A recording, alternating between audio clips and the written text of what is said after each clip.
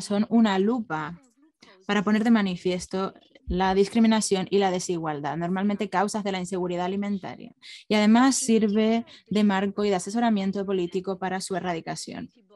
Especialmente los organismos del tratado y procedimientos especiales de las Naciones Unidas dan información muy importante que permiten a los miembros redactar normas que permitan reforzar la igualdad de género y contribuir a eliminar la brecha de género en la seguridad alimentaria.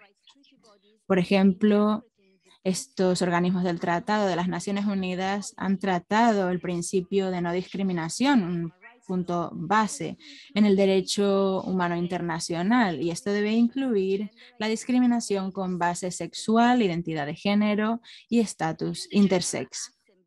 Incluso en la Asamblea General, en su resolución 67/168,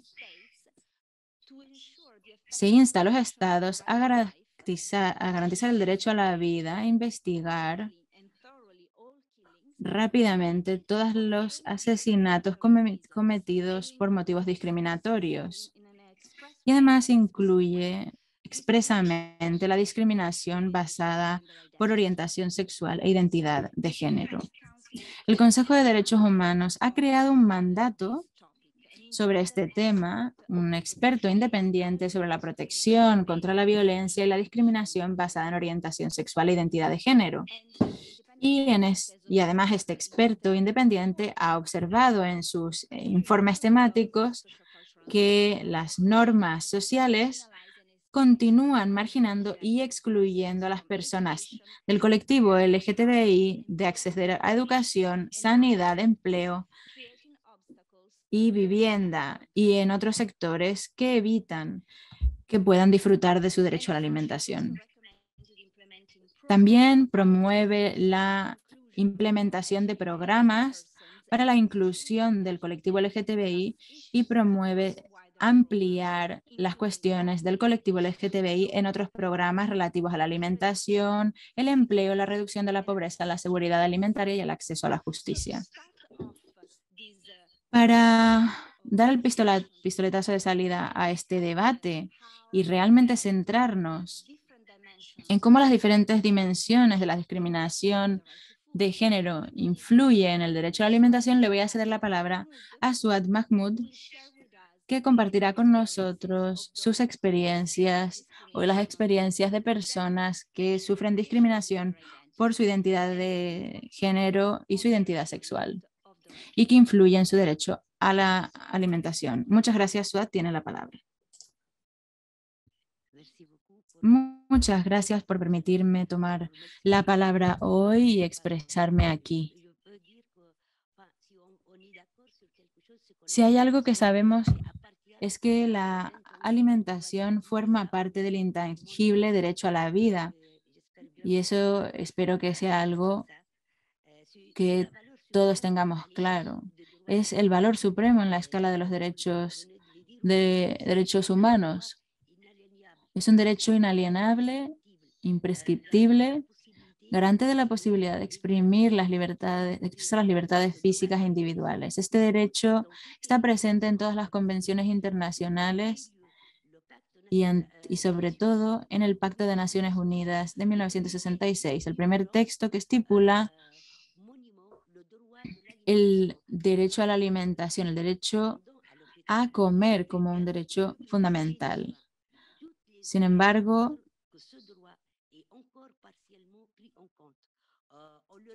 es importante que este derecho se tenga en cuenta. Lo repetimos constantemente porque no acceder a este derecho significa discriminación. En los hospitales también se trata de un lugar privilegiado, un lugar de recepción de cuidados y un lugar donde hay discriminación. La nutrición internacional requiere una buena alimentación, la igualdad de los sexos.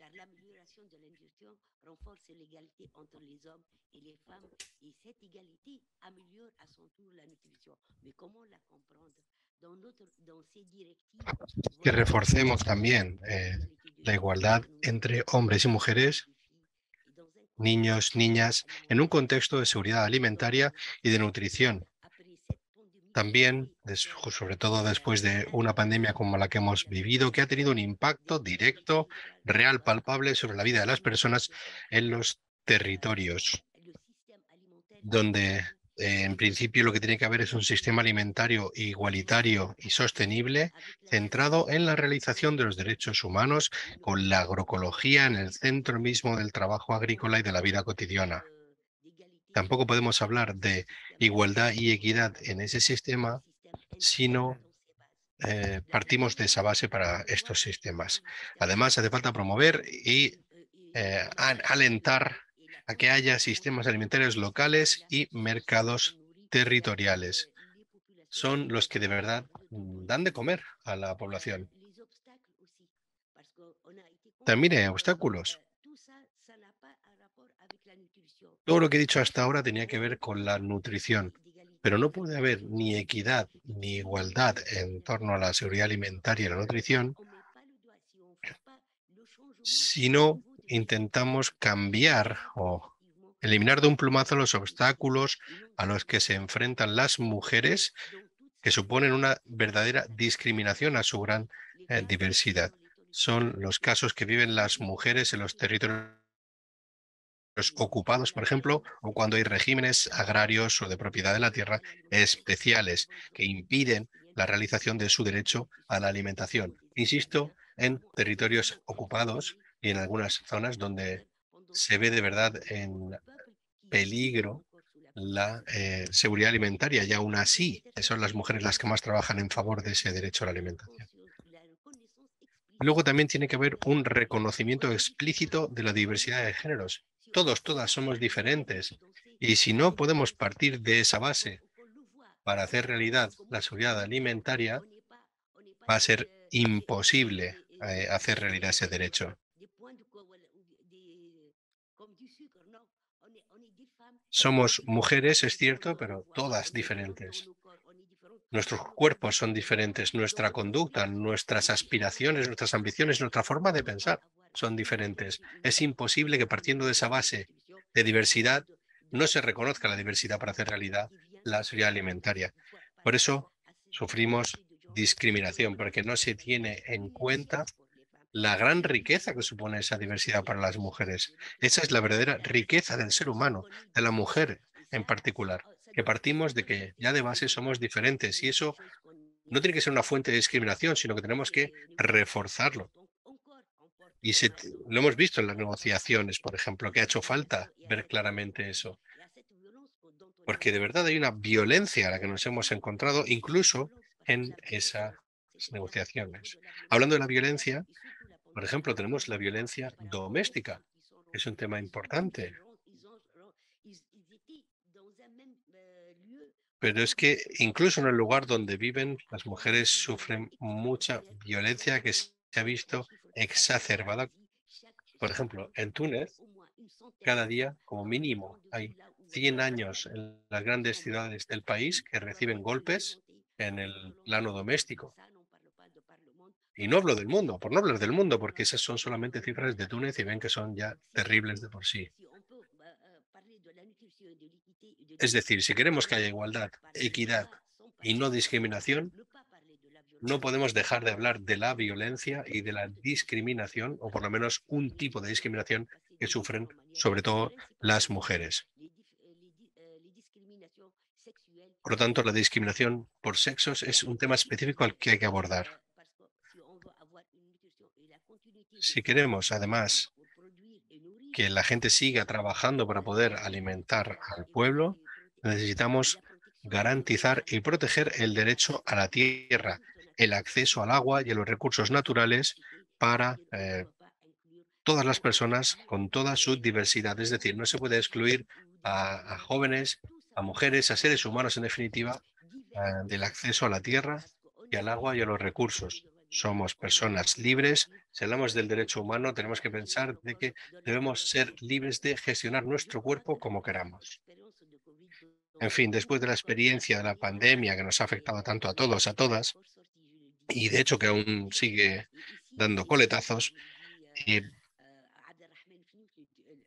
Por ejemplo, tenemos a Abderrahman Munif, un escritor sirio, que ha insistido en que tenemos que promover políticas públicas, instrumentos y marcos claros contra la violencia sexual y específica de sexo y que aborden la discriminación. Es acuciante que ataquemos la violencia estructural generada por el sistema económico actual, la guerra, los conflictos, las ocupaciones de territorios y la crisis climática actual. Debemos garantizar de forma urgente el derecho a la alimentación para esas comunidades que se han visto afectadas en gran medida. Hay que intentar resolver los problemas que hay en la base, porque desde ahí es desde donde se crea la igualdad y la equidad en cuanto a la seguridad alimentaria, la nutrición y los derechos humanos. Hablo como tunecina, donde estamos luchando por nuestro derecho a tener, por ejemplo, un trozo de tierra para dar de comer a nuestros hijos, nuestras hijas, y como hemos hecho durante la pandemia, ayudando a que hacer realidad la seguridad alimentaria en mi país. Gracias. Muchas gracias, Sawad, por mostrarnos las distintas dimensiones de la seguridad alimentaria, la nutrición y cómo, por supuesto, hay distintas dinámicas como la violencia, que son formas de discriminación y afectan a la seguridad alimentaria. Y pasamos ahora a la parte interactiva. De hecho, voy a dar la oportunidad al resto de oradoras para que comenten. Llamo, de hecho, a Yamima Nyuki de ONU Mujeres. Le hago un llamamiento para que comparta con nosotros, con nosotras, si tiene alguna opinión acerca de por qué las mujeres sufren más cuando hay crisis alimentarias internacionales,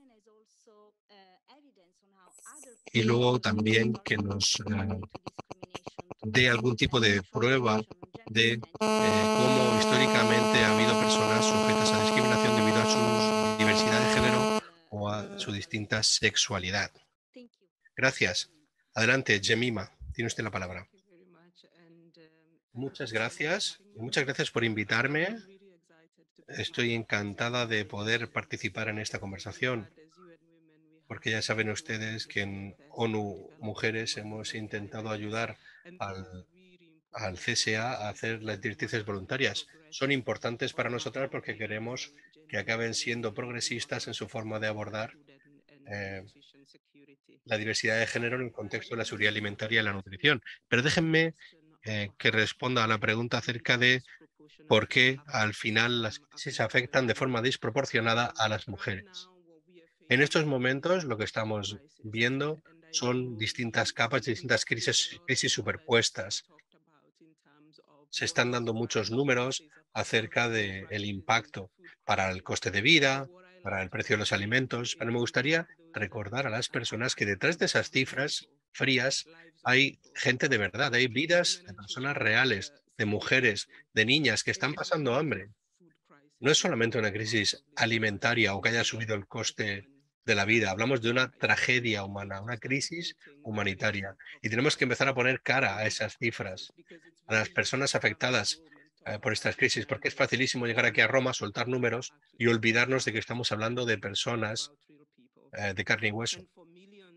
Y para millones de mujeres y niñas con toda su diversidad de todo el planeta, que están en este momento además desempeñando una función tan esencial para hacer realidad la seguridad alimentaria, para producir alimentos, para cultivar plantas, vegetales en tierras que muchas veces no son de su propiedad, sobre la que no tienen derechos en muchas ocasiones, que además hacen la comida para su familia y que además participan en el sistema de distribución de alimentos. Lo que estamos empezando a ver es que hay distintas crisis que se han visto exacerbadas por la pandemia y que afectan muchísimo a estas personas. Estamos empezando a ver la medida de esa repercusión. Incluso cuando hay paz, incluso cuando hay momentos de estabilidad, ya sabemos que siempre hay brechas de género y desigualdades de género, que son obvias. Y luego llega una guerra, o luego ocurre algo como el cambio climático, o llega la pandemia, y esa repercusión no hace sino agravarse. Las mujeres ya tenían un acceso desigual a la tierra y a los recursos productivos, a los activos, a los insumos, a las protecciones sociales, a los ingresos. Y es cierto, claro, ha subido el precio de los alimentos y cuesta más acceder a alimentos saludables. Por eso la brecha de género se está ampliando al mismo tiempo que se reducen nuestros ingresos. Y hay una violación muy grave del derecho a la alimentación y del derecho a tener una vida digna. Llevamos un tiempo siguiendo los datos que nos aporta FAO acerca de la brecha de género y la inseguridad alimentaria está creciendo. Antes era de un 1,7% en 2019 y sin embargo ahora estamos hablando de un 4%. Parece poco subir de 1,7 al 4, pero eso lo que significa es que a día de hoy tenemos 150 millones de mujeres que pasan hambre. Esas 150 millones son la diferencia entre los hombres que pasan hambre y las mujeres que pasan hambre. Así que bueno, se están enviando muchas ayudas a lugares como Ucrania y se está intentando hacer una evaluación porque ahora mismo es un centro de atención importante e inmediatamente en esa misma crisis vimos que las mujeres comían menos en esa crisis. También ocurre con pueblos indígenas, afrodescendientes, mujeres que viven en zonas rurales, en zonas remotas, en zonas aisladas. Y me gustaría decir también que estas brechas también están creciendo en el caso de mujeres que históricamente han sido víctimas de discriminación y marginalización, ya sea por razones de orientación sexual, de identidad sexual, diversidad de género, y existen pruebas de que estas personas están siempre más abocadas al riesgo, a la pobreza y sufren más discriminación y marginación.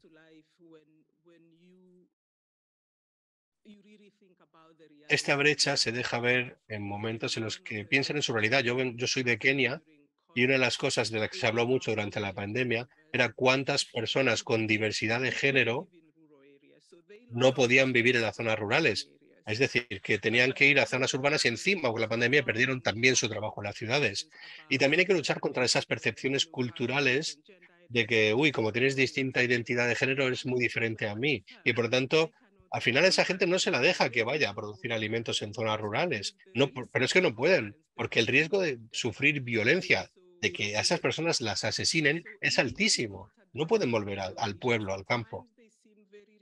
Y a veces parece como que nos cuesta ponernos en la piel de otra persona, pero esta es la realidad que viven tantas y tantas personas con diversidad de género.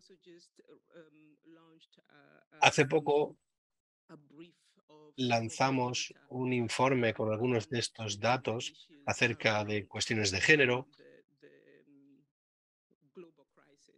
de cómo había afectado esta crisis mundial, y el secretario general de las Naciones Unidas puso en marcha un grupo de respuesta a la crisis mundial compuesto por algunos países que llevaban la voz cantante, la mayoría de los organismos de las Naciones Unidas, etcétera. Y en este grupo comenzaron a hacer reuniones breves para estudiar la situación del planeta en cuanto a situación de la seguridad alimentaria, la economía, etcétera.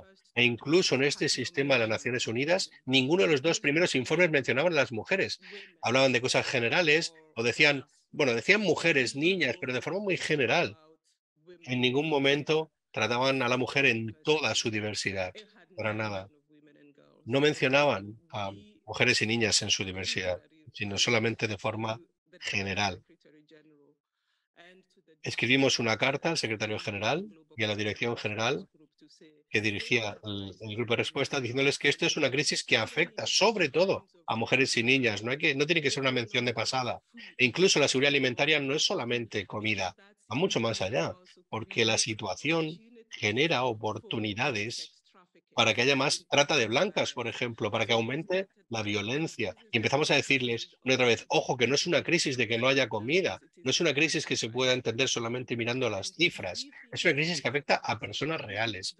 Y si creemos que es una crisis que afecta a personas, es cuando se nos abre la mente y empezamos a ver la gran diversidad de personas. Es cuando podemos empezar a hablar de mujeres y niñas en toda su diversidad, con toda su dimensionalidad, con todas, porque son quienes de verdad sufren la marginalización. En fin, todavía hay mucho trabajo por hacer. Mm, Me gustó mucho lo que ha dicho hoy en la plenaria el grupo del MSCPI, Es de verdad que no hemos llegado a donde queremos estar, pero vamos hacia eso. Gracias. Gracias.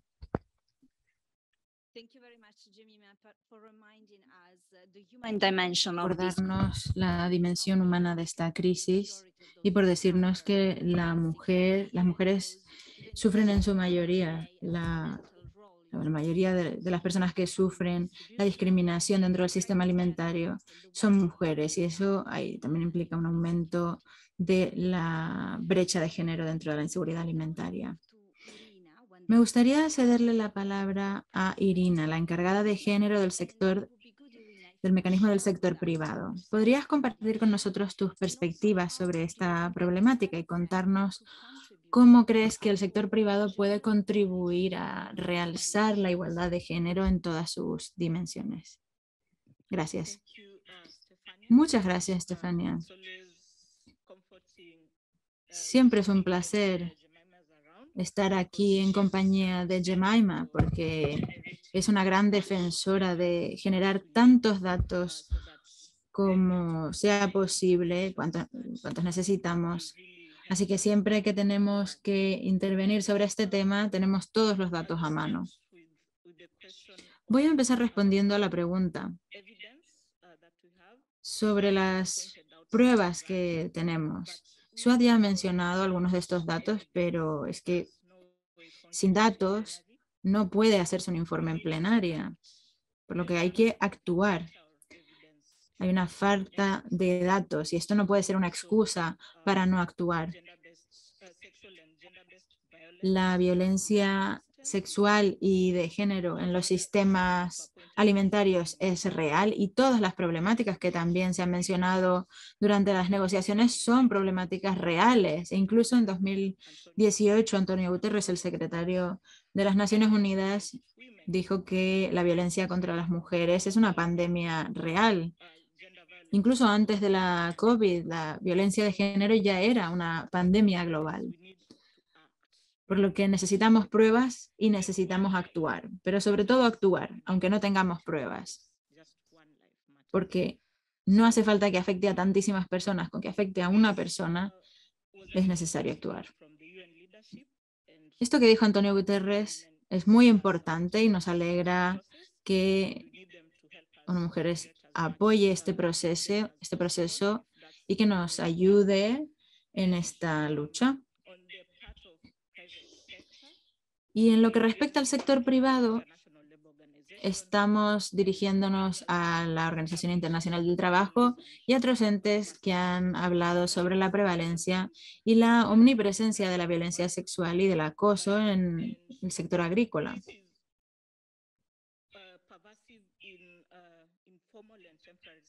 Esto además existe en contextos informales y temporales también, debido a la desigualdad en las relaciones de poder entre hombres y mujeres, y especialmente las áreas remotas y rurales sufren, en estas zonas sufren especialmente las mujeres. Desgraciadamente, muchas víctimas no denuncian debido a las normas sociales y culturales, como ya ha mencionado Jemima, y esto aumenta la probabilidad de violencia, porque hay secretismo, vergüenza, estigmatización.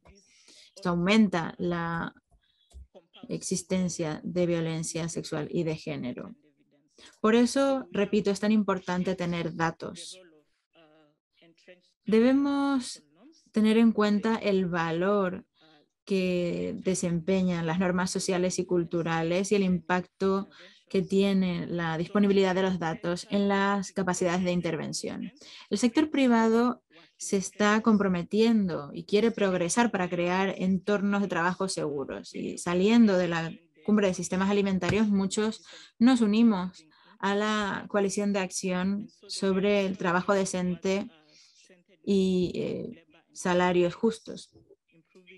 Esta coalición ha trabajado para fortalecer los derechos laborales y los derechos humanos, mejorar la gobernanza en el trabajo en los sistemas alimentarios y para promover el empleo decente en los sistemas alimentarios, sobre todo de las personas más vulnerables. También ha trabajado para fortalecer la organización en el trabajo y fomentar el diálogo social.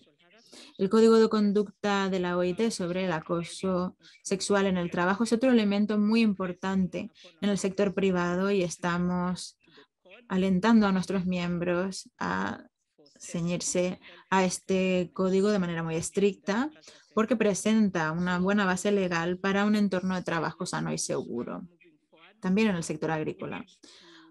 Así que podemos utilizar este tipo de referencias en el futuro. Además, en las negociaciones ya mencionamos su importancia y, como decía, serán muy importantes en los próximos pasos. El sistema de las Naciones Unidas debe trabajar de una forma coherente. El CSA no puede trabajar por su cuenta todo lo que pase en el Alto Comisionado de Derechos Humanos y en otros lugares del sistema de las Naciones Unidas debe fortalecer este espacio. No podemos ir por nuestra cuenta. Apreciamos la buena voluntad de los Estados miembros para implicarse y conseguir resultados, pero desde luego que son temas que hay que resolver y no podemos ignorarlos. No puedo hacer como si no existieran, porque incluso si solo afectan a una persona, son temas importantes. Muchas gracias. Gracias, Irina.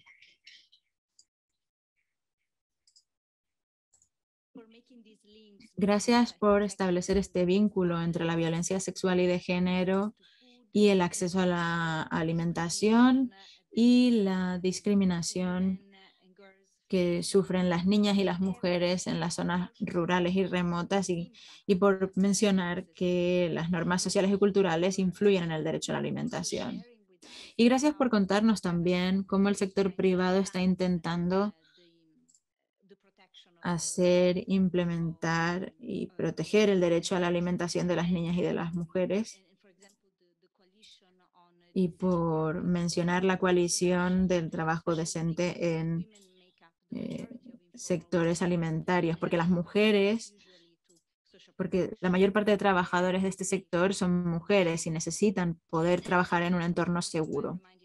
Y gracias por concluir también diciendo que el CSA no puede trabajar de manera independiente y debe fortalecerse con el trabajo que se está haciendo en otras agencias del sector de la ONU.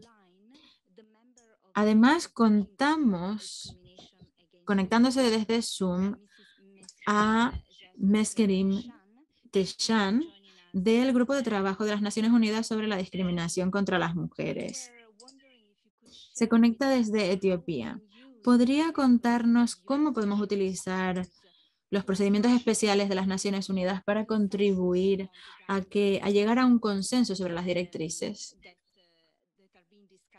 que estamos tratando en el CSA? Un consenso que aceptaría la discriminación por identidad de género y orientación sexual. Tiene la palabra.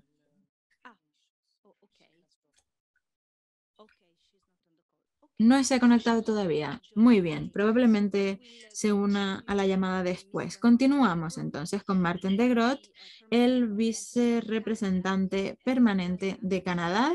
Bienvenido.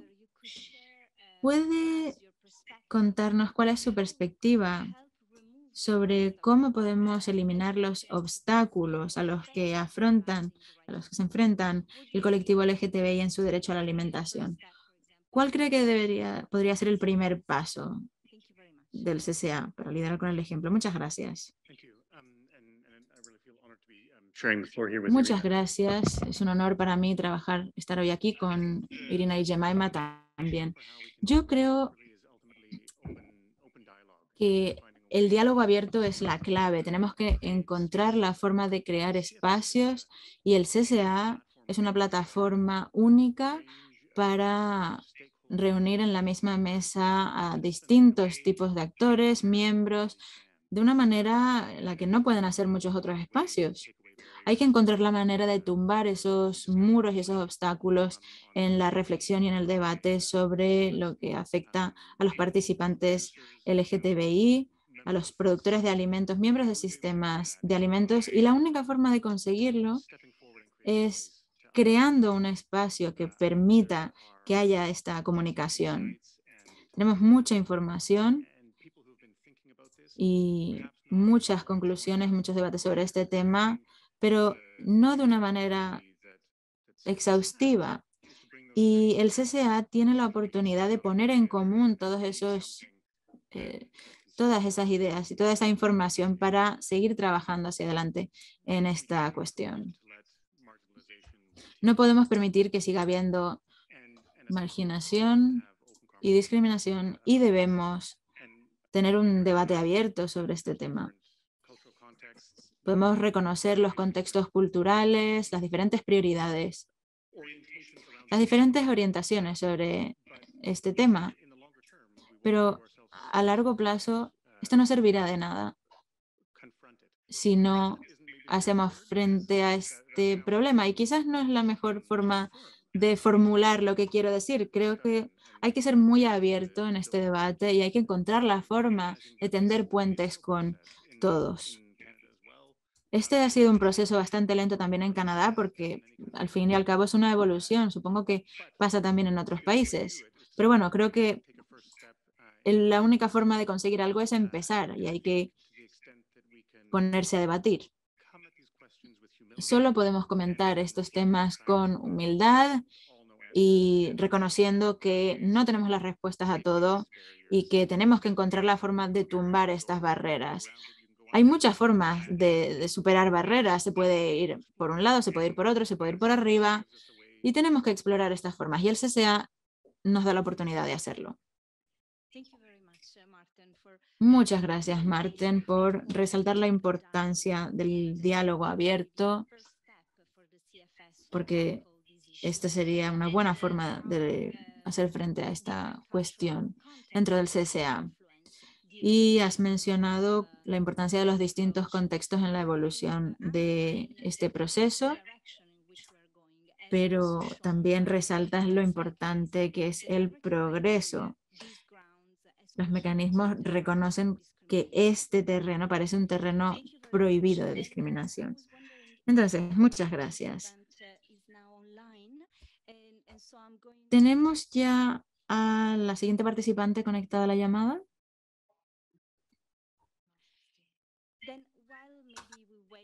Bueno, pues hasta que se conecte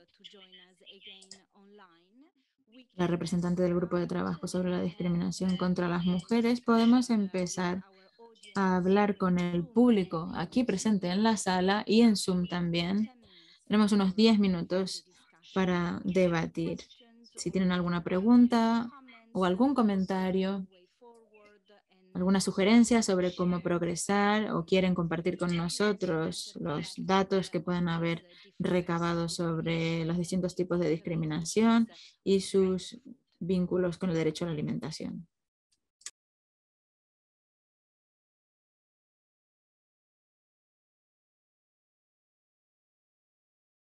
Anybody in the room, and then I'll move to the chat. No veo a nadie en la sala. Veamos en el chat de Zoom.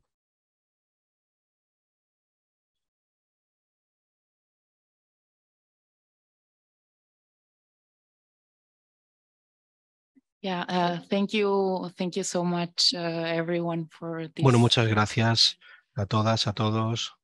Geniales las ponencias. Y tengo una pregunta. Me gustaría vincularla con lo que se ha hablado en plenaria hoy mismo. Porque creo que ONU Mujeres ha puesto un argumento importante encima de la mesa diciendo que detrás de las cifras, de los números, hay personas, hay vidas. Y en el MSCPI es un aspecto que queremos destacar también, vidas de personas que están viviendo en sus territorios con historias de violencia, de discriminación. Y por eso, para nosotras, vamos a reflejar lo que ya aparecía en las directrices voluntarias de igualdad de género, lo que aparece ahí, porque siempre decimos que lo que no se nombra o es invisible o no se tiene en cuenta. Sin embargo, hoy hemos oído en la plenaria precisamente que tenemos que comprender que hay posiciones divergentes. Y para nosotras es muy difícil comprender eso, porque no estamos hablando de que hay que comprender las opiniones divergentes, es que los territorios hay mujeres y personas que no forman parte de la heteronormatividad están siendo marginadas. A lo mejor es una pregunta para ONU Mujeres o para Canadá. ¿Cómo desde el MSCPI podemos intentar acercar lo que ocurre en los territorios a estos sitios a nivel internacional en los que nos piden que seamos comprensivas nosotras cuando vemos la realidad que vivimos? Gracias, Magdalena. No sé quién quiere hablar primero. Bueno, no voy a hablar yo porque tenga una respuesta, sino simplemente porque quiero hacer hincapié en que justo lo que has dicho, Magdalena, es importantísimo. Una de las cosas que estamos viendo en este preciso instante es que están en auge los movimientos feministas en todo el planeta. Y en ONU Mujeres trabajamos con los Estados miembros en estas negociaciones como parte de nuestro mandato para mejorar la situación de las mujeres. Y queriendo que siempre haya un lenguaje progresista en torno a este tema. Y sé que hay mucho rechazo, diciendo aquí en el CSA que hay que volver al lenguaje acordado. Pero es que el lenguaje acordado tiene que servir como base para saltar, un punto de partida, no como un final, porque el lenguaje acordado es de hace 10 años. Las cosas han cambiado, las culturas han cambiado, las sociedades han cambiado. Así que lo que queremos es que se utilice el lenguaje acordado, pero como punto de partida. Y a partir de ahí seguir construyendo, seguir avanzando.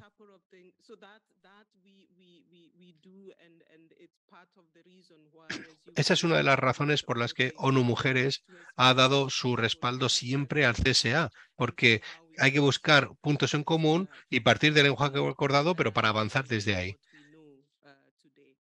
Sobre todo habida cuenta de lo que estamos viendo hoy sobre el terreno.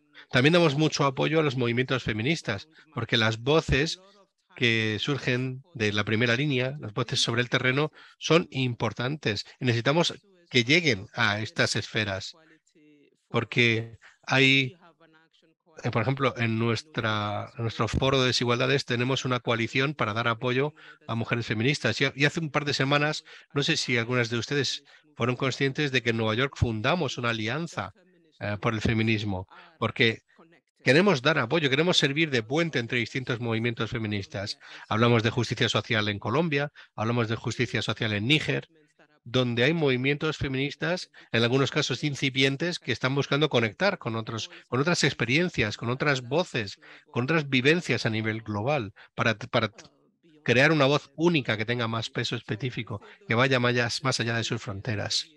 Así que esos son dos ámbitos en los que estamos intentando dar apoyo directo.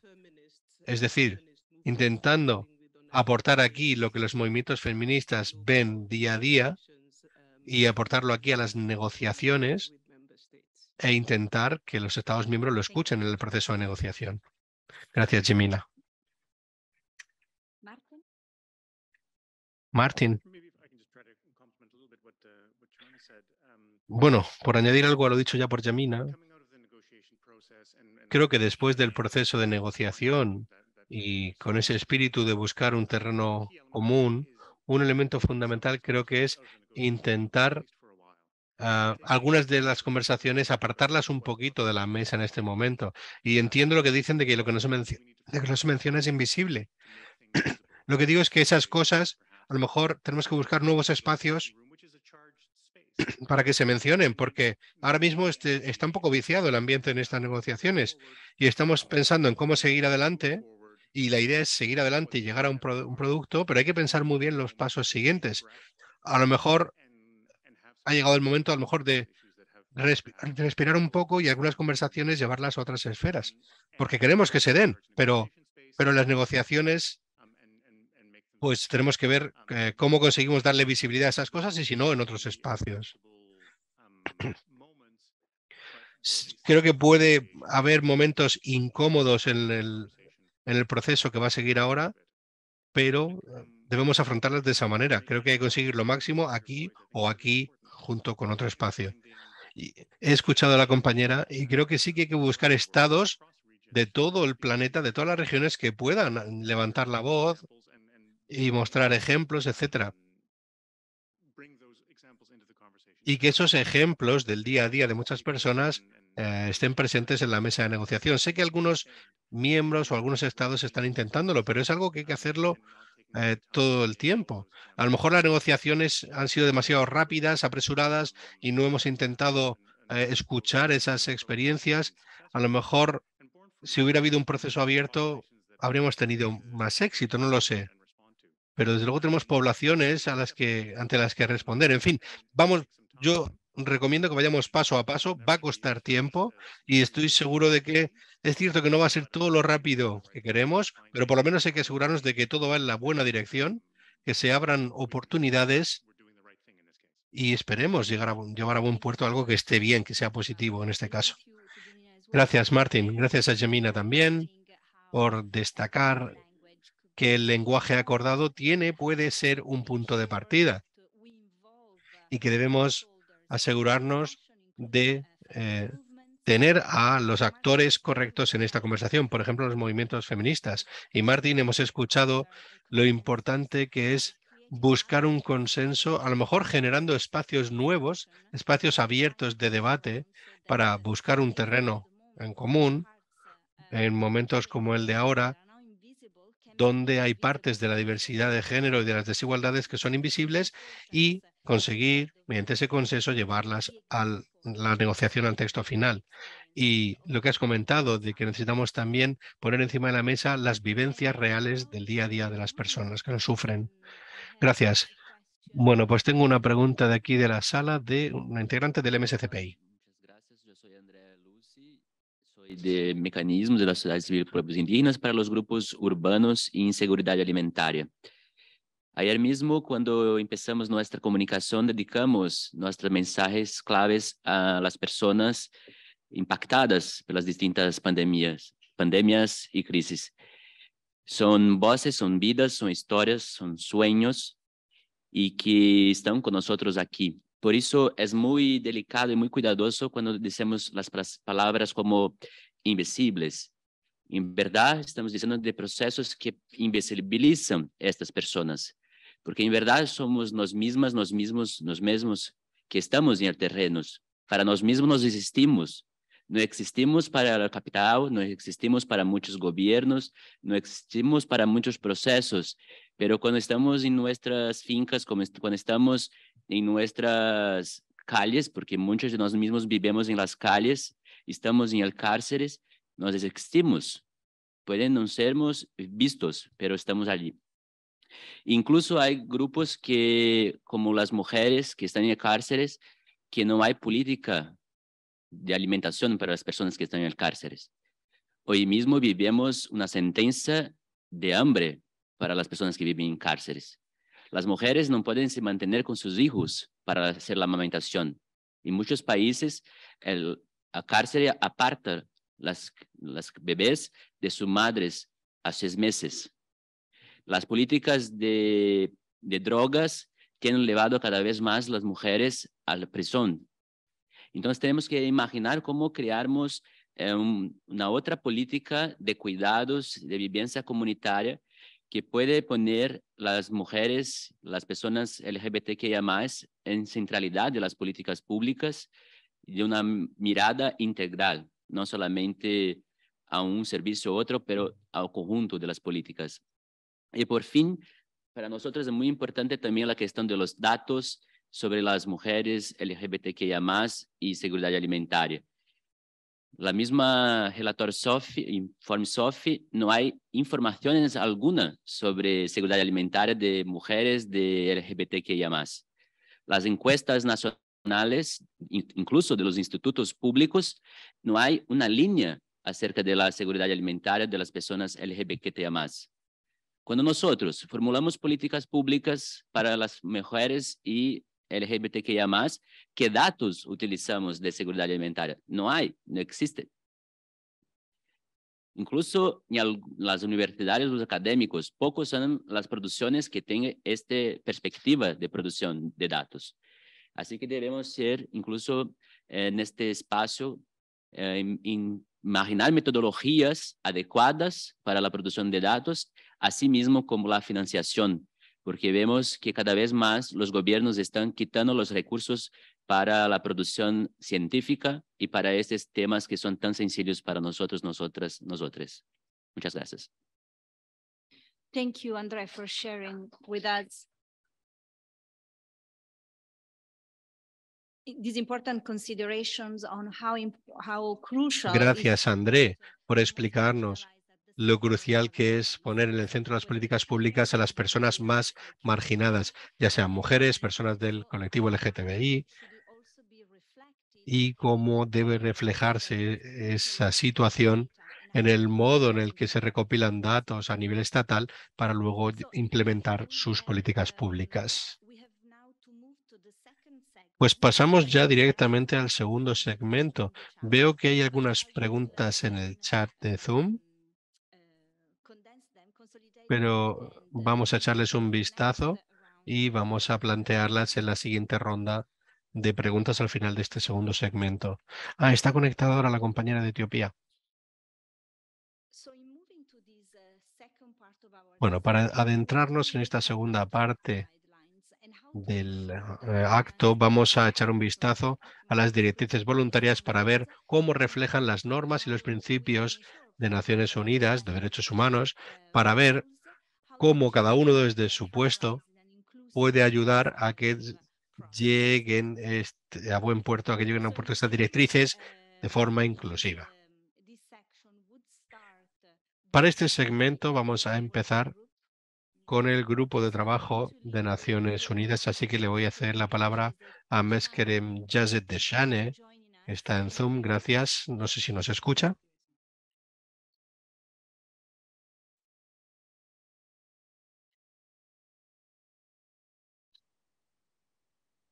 It would be really good to have your views. Bueno, estaría bien si pudiera usted aportarnos su opinión acerca de cómo todos los conocimientos generados por los procedimientos especiales, cómo se podrían aprovechar para alimentar este proceso. Y si pudieras también reflexionar con nosotras acerca de los dos temas, por un lado derechos de la mujer y por el otro lado discriminación por razones de orientación sexual, identidad de género, etcétera, para ver qué conexión hay entre esos temas, cómo se pueden reforzar el uno al otro para generar una situación de mayor desigualdad.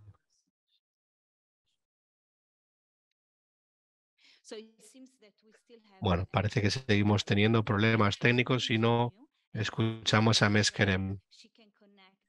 Bueno, pues a ver si más adelante podemos escuchar a la representante del Grupo de Trabajo de Naciones Unidas para la siguiente ronda de intervenciones. Bueno, pues echemos un vistazo a las directrices. Irina, ¿nos puedes contar en el proceso de las directrices qué sí se ha conseguido en el texto, qué cosas buenas tiene y cómo podemos asegurarnos de que esas cosas no se acaban perdiendo?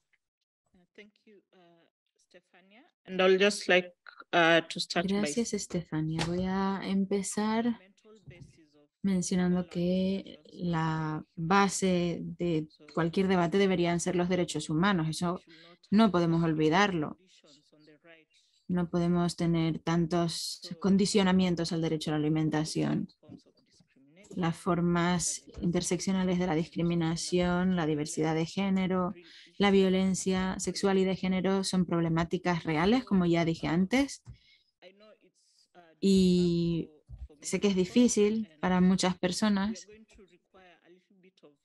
pero vamos a necesitar un poquito de valor para hacer frente a estos problemas y superar los obstáculos para reconocer el papel de esto dentro de los sistemas alimentarios. Y para eso nos vamos a necesitar a todos vamos a tener que estar ahí, vamos a tener que llegar a un consenso y es importante que reconsideremos nuestras férreas posturas porque millones de mujeres están esperando a que el CCA les dé unos resultados para que puedan mejorar su vida.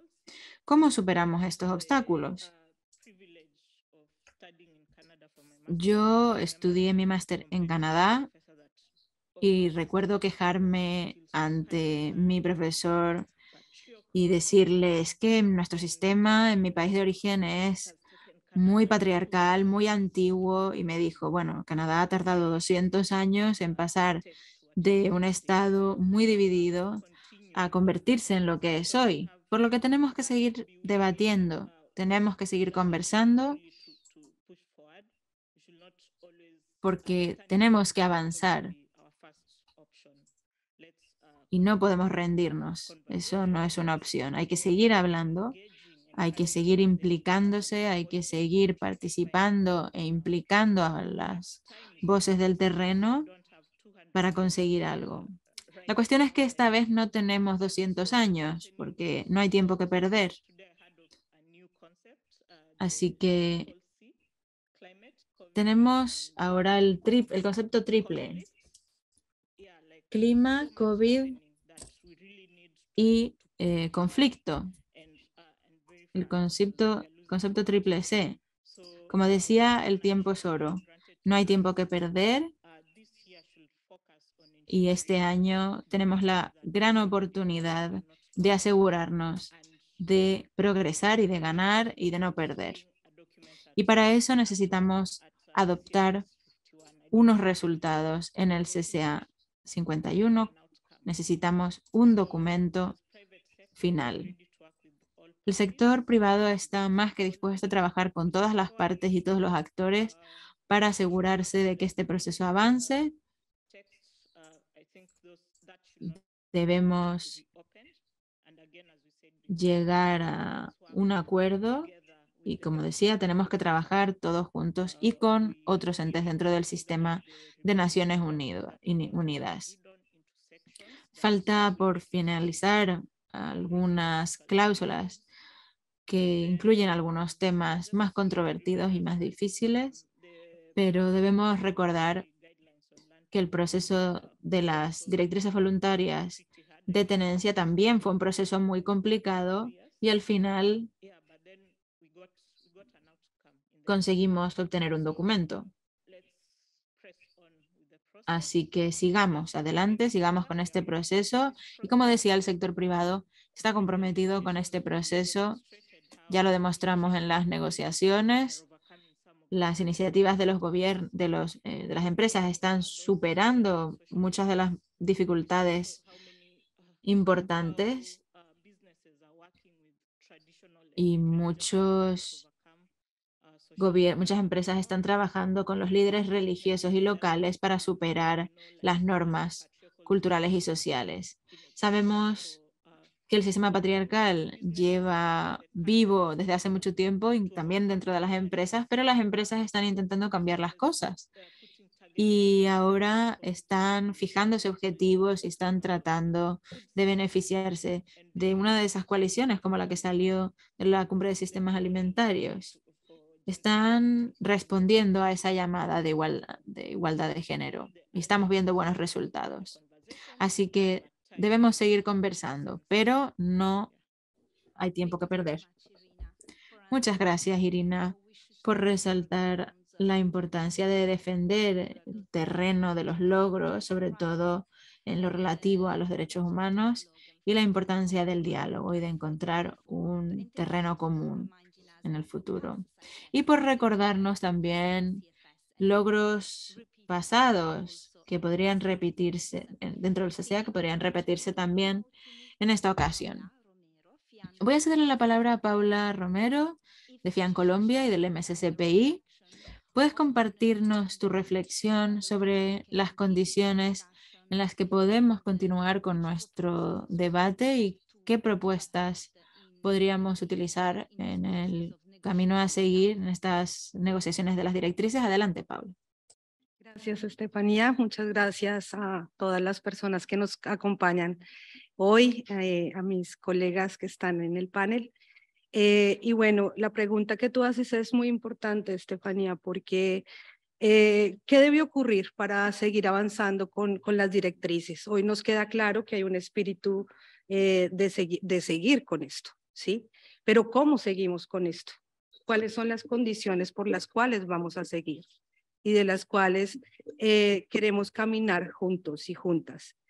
Bueno, creemos que lo primero es que los estados y las organizaciones del Sistema Universal de Derechos Humanos de Naciones Unidas garanticen el lenguaje y el espíritu de los derechos humanos como principal eje y base. Y eso implica, primero, avanzar en un lenguaje progresivo y transformador, sin duda, que interprete la realidad actual de las diferentes opresiones que se entrecruzan en las mujeres, en las niñas y en las personas no heteronormativas. Mucho de este lenguaje ya está reconocido de manera formal en las Naciones Unidas, pero no se ha venido interpretando de manera progresiva, y eso hay que hacerlo, ¿sí? Por ejemplo, la interseccionalidad, la soberanía alimentaria, los derechos de los campesinos y campesinas están en las declaraciones ya de Naciones Unidas, ¿sí? Los derechos sexuales y los derechos reproductivos, la diversidad de género y la violencia sexual, que son puntos, problema, críticos en las negociaciones, son derechos que se han tocado e interpretado de una u otra forma en el lenguaje de Naciones Unidas. Pero tenemos que ir más allá. Debemos recordar que el statu quo del patriarcado, que da forma a las normas de género opresivas, existe. Y si no avanzamos, nunca será transformado, ¿sí? Lo segundo es avanzar en el espíritu de los derechos humanos. ¿Y eso qué significa? Que la ONU asuma su historia y su legado, ¿sí? Y responda de manera sustantiva, concreta, a cambiar la vida de las mujeres en los territorios. Y eso implica el reconocimiento de las diversas formas de opresión, ¿sí? Que existen discriminaciones injustas que impiden realizar el derecho humano a la alimentación. Por ejemplo, cuando las mujeres campesinas son desplazadas por la guerra y deben dejar sus cultivos, cuando una mujer en la ciudad no tiene acceso a alimentos reales y solo a productos comestibles ultraprocesados, ¿sí?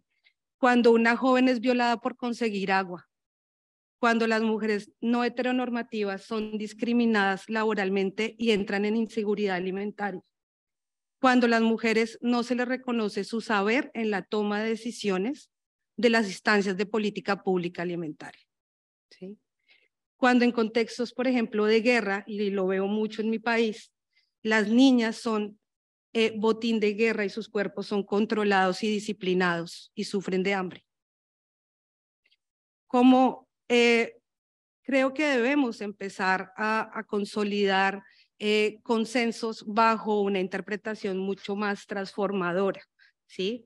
Los estados en este momento tienen en sus manos una oportunidad única de reconocer la realidad de las mujeres y que son quienes alimentan el mundo y quienes cuidan. Y tenemos la oportunidad de contribuir y redistribuir el cuidado. Tú me preguntabas, Estefanía, ¿cómo, en qué condiciones podemos continuar este debate? Bueno, las condiciones pueden ser, en primer lugar, tener claridad sobre cuáles son las normas por las cuales vamos a negociar, tener claridades en las formas en que vamos a construir las metodologías, en las formas en que vamos a construir consensos, cuando existe y está claro que hay posiciones regresivas, hay lugares de poder desiguales, ya hay violencia institucional, ¿sí? Quizás también tener claridad en no cuestionar las formas múltiples de interseccionalidad y discriminación, y eso implica apuntar a las causas estructurales y no a los síntomas, ¿sí? Y esto es coherente con los términos de referencia del mandato que se firmó de las directrices. Lo podemos encontrar allí. Por ejemplo, también que el Consejo de Seguridad Alimentaria, que ya es reconocido como la plataforma más democrática, más amplia del sistema, pues sea coherente y dentro de esas negociaciones haya un avance amplio y democrático, coherente con transparencia y formas de participación y sus principios.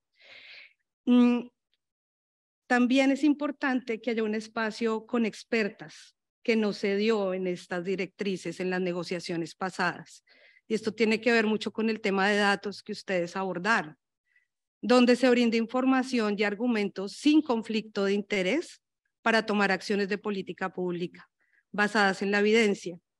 Pero quizás poder llamar al GANESAN, a los expertos de alto nivel que se pronuncien, a las otras agencias de Naciones Unidas que nos orienten.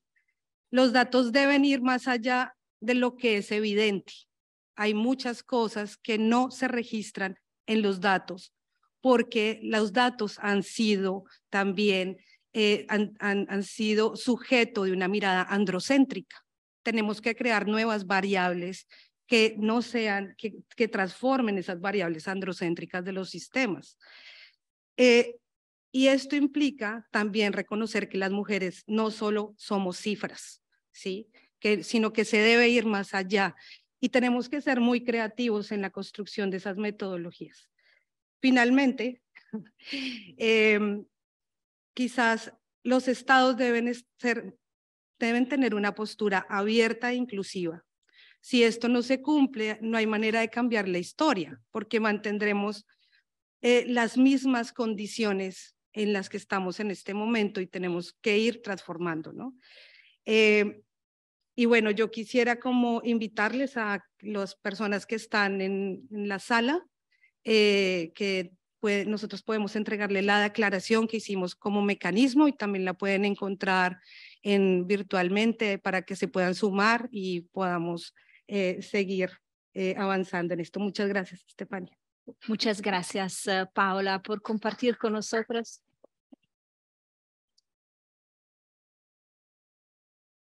Que las condiciones para seguir estas negociaciones tienen que ver tanto con el contenido como el proceso de las negociaciones. Y el contenido de las líneas guías que tengan de verdad que contestar a las... Sorry, I'm speaking English. Perdón, ¿está hablando en español?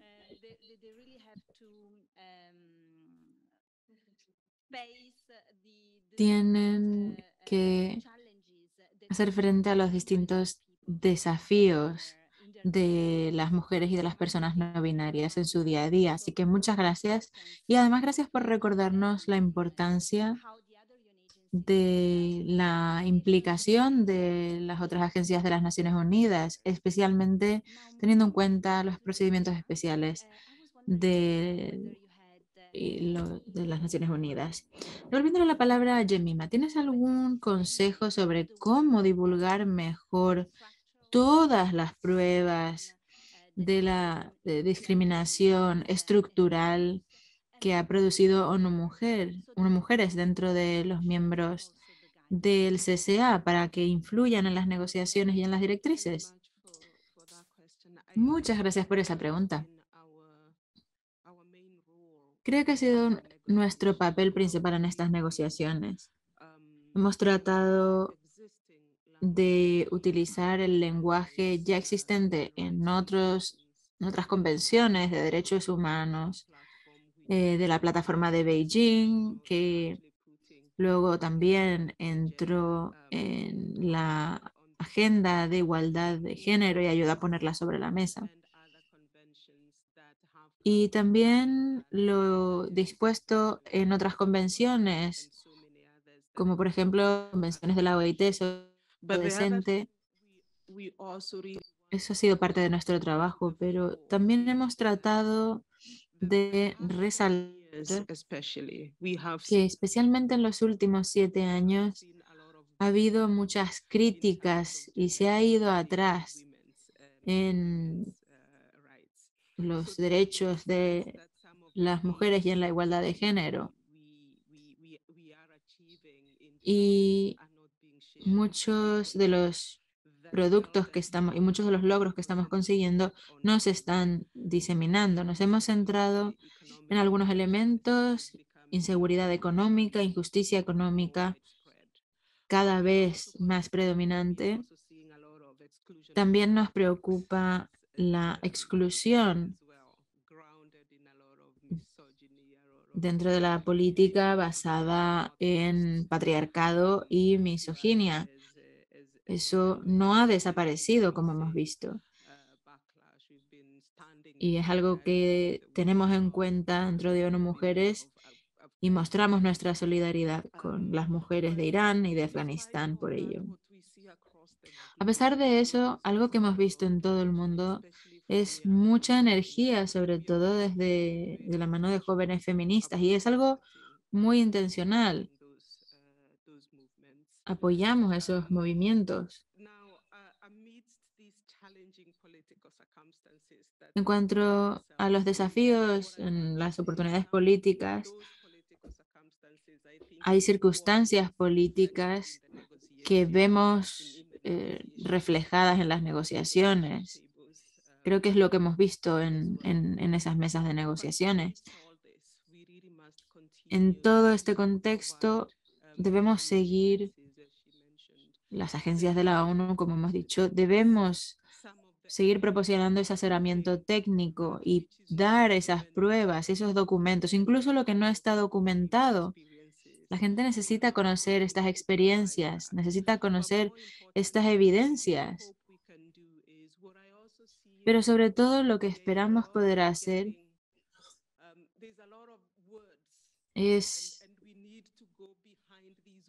aprovechar todas las palabras que hay, ir detrás de ellas, cuestionarnos qué quieren decir y asegurarnos de que todos estemos sobre la misma página y entendamos de la misma manera estos problemas. Muchas veces está uno sentado en una sala y cuando se menciona interseccionalidad, ve que la gente se pone a pensar, se imagina una cosa con la que no concuerda, con la que no está de acuerdo. Y esa gente se olvida del el sentido más extenso de esa palabra. Por lo que creo que ONU Mujeres puede asegurarse, puede tratar de abrirle la mente a la gente y permitirles ir más allá de ese entendimiento común, mostrarles cuáles son las experiencias vivas de personas, qué significan todas estas cosas que estamos negociando, qué representan en la realidad. Y bueno, esto es algo que desde ONU Mujeres esperamos poder aportar al debate. También queremos contribuir con el lenguaje acordado, porque no queremos dar un paso atrás, no queremos perder esa referencia. Queremos que sea el punto de base porque no podemos permitirnos seguir retrocediendo y perder los avances que hemos conseguido. Por lo que creemos que podemos tomar el lenguaje acordado de otros espacios del Consejo de Derechos Humanos, de las convenciones de la OIT, incluso nuestro propio lenguaje acordado dentro de la Convención sobre el Estado de la Mujer. Todo porque queremos asegurarnos de no volver atrás. No podemos perder algo sobre lo que ya hemos llegado a un acuerdo. Eso forma parte de nuestro mandato como ONU Mujeres y es lo que vamos a hacer. Además, también queremos aportar las experiencias de las personas dentro de las salas de negociación, porque el lenguaje acordado está muy bien, pero ahí estamos hablando de unos espacios en los que es muy fácil olvidarse de las experiencias vivas y creo que parte de lo que contribuye el MSCPI es eso y seguirá pasando porque la gente en el terreno es quien sabe mejor y está mucho mejor articulada y quien mejor sabe todo lo que pasa en el terreno. Entonces, desde ONU Mujeres seguiremos implicándonos, seguiremos apoyando el proceso y seguiremos tratando de hacer entender qué hay detrás de muchos de estos conceptos problemáticos. También seguiremos trabajando en los países para seguir concienciando, incluso fuera de las salas de negociaciones, sobre todo en países en los que ya tenemos distintos programas sobre derechos humanos para no dejar de recordar a los Estados miembros que esto es un tema muy importante y que es el motivo por el que estamos trabajando con ellos. Muchas gracias. These different strategies through which we can bring this knowledge. Gracias por compartir, bueno, un aplauso, claro, por compartir estas distintas vías para utilizar los datos humanos y las historias que hay detrás. Y una última pregunta para Martín, acerca de cómo el CSA puede seguir trabajando en favor de la igualdad de género más allá de las directrices y cómo puede llevarse a cabo un debate importante sin que haya demasiada resistencia. Gracias, Estefanía. Bueno, tiene que ver con mucho de lo que se ha dicho ya. A ver, para seguir con el debate hay que recordar que el CSA es muchas cosas a la vez. Un grupo de trabajo de composición abierta no es todo el CSA. Es cierto que hay productos concretos, procesos específicos, pero el CSA es mucho más. Sirve para tener debates en plenaria, hablar con distintos actores, monitorear los resultados. Y creo que tenemos que mantener una mente abierta por el hecho de saber que tenemos sectores distintos, estados diversos, y hay que aprovecharlo, como he dicho antes. Y es absolutamente justo pensar que la igualdad de género, tan importante, tan central, con tanta implicación en la seguridad alimentaria, es algo que afecta a todas las líneas de trabajo, es transversal, es algo que, de hecho, abarca el resto de líneas de trabajo del CSA. Nosotros, nosotras, como miembros, como actores, como Estados miembros, tenemos que intentar aprovechar eso al máximo, tanto dentro como fuera del CSA. Es cierto que hubo mucha fricción en el proceso en el último año y eso da mucho que pensar. Hemos ido a nuestros países, a nuestros sectores, a explicar qué ha pasado y a decir cómo puede ser, a buscar una solución. Y creo que lo que ha comentado Yamima de reconocer que la respuesta a la crisis, por ejemplo, era ciega en cuanto a la perspectiva de género. Son oportunidades que se abren, de hecho, hemos tenido tiempo de pensar, de reflexionar y de encontrar nuevas ideas. Por lo menos nos sirve para intentar ahora buscar nuevas oportunidades.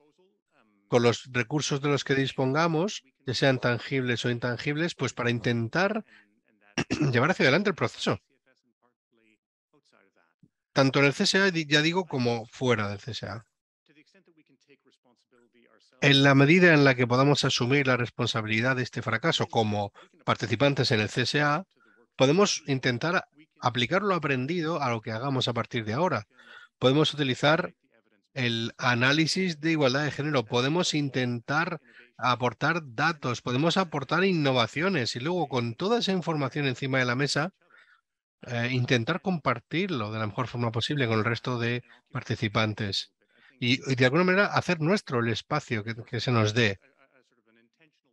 Aprovechar estos recursos de la mejor forma posible y decir en voz alta, tenemos que hacer nuestro este grupo y no centrarnos en el momento del aquí y ahora de este proceso en concreto, de este grupo de trabajo en concreto. Pero bueno, con todos los datos y todas las pruebas que logremos recabar, vuelvo a lo que ha dicho André, ¿no? De que hace falta contar con datos. A lo mejor no tenemos todos los datos, pero sí que tenemos ejemplos, tenemos piezas del puzzle aquí y allá. El ejemplo del informe del SOFI 2020 que dice ese dato que todo el mundo cita, ¿no?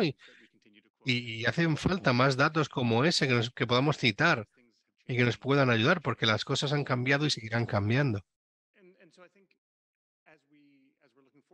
En fin, pienso que de cara al futuro, pensando en lo que puede hacer el CSA, por supuesto vamos a intentar que el GTCA siga funcionando, a ver si conseguimos, bueno, creo que se han oído ciertas notas distintas en la plenaria hoy, a ver si eso nos lleva a algún tipo de consenso. Pero al mismo tiempo está también la línea de trabajo de datos. Esa línea también nos abre una puerta nueva, una oportunidad. También en la línea de trabajo de desigualdades, otra oportunidad de oro para seguir conversando sobre estas cosas. Así que bueno, veamos el CSA como ese todo que es, para poder meter en todas partes, en toda la línea de trabajo, un tema tan central como la igualdad de género y lo que no hemos conseguido en el otro proceso. En fin, podemos compartir experiencias que hayamos tenido en nuestro país, fuera de nuestro país, e intentar quizá inspirar a más personas para subirse al carro, remar en la misma dirección. Y lo que es muy alentador es que estemos aquí todos y todas aquí en este acto, ¿no? Porque nos interesa y que ya estemos dispuestos a seguir hablando del tema. A mí por lo menos me hace ser optimista por lo que respecta a lo que va a ocurrir con el GTCA y en otros foros, para poder seguir con esos conocimientos, con esas experiencias que ustedes aportan, para seguir adelante con esto. Y desde una perspectiva general, quizás, bueno, hace unos años nuestro primer ministro dijo que la diversidad es una realidad y la inclusión es una elección. Y creo que tenemos que ayudar al CSA a tomar la decisión correcta, a elegir bien. Tenemos voz, tenemos ideas. Vamos a intentar dedicar la energía a que así sea.